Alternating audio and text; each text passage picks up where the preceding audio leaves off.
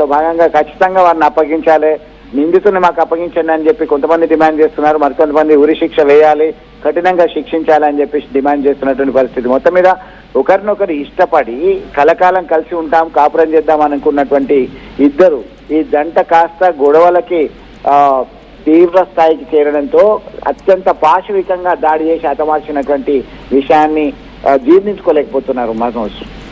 Right.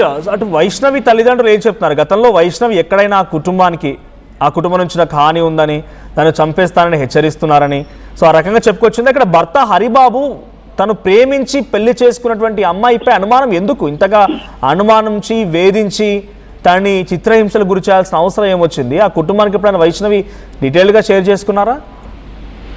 మీరు అన్నట్టుగా వైష్ణవి కాస్త చురుకుగా ఉంటుంది, చాలా యాక్టివ్ గా సొసైటీలో ఉంటుంది, సోషల్ గా మూవ్ అవుతుంది. దీనిలో భాగంగానే అనుమానం పెంచుకున్నటువంటి హరిబాబు ఈ మధ్య కాలంలో వేధిస్తున్నట్టుగా సమాచారం ఉంటుంది. అయితే తనని హతమారుస్తాడు, తనకు ప్రాణభయం ఉంది అనేటువంటి కోణంలో ఎక్కడ కూడా కుటుంబ సభ్యులకి చెప్పలేదు. చెప్పినట్టుగా వారు ఏమీ మాట్లాడట్లేదు, చెప్పట్లేదు.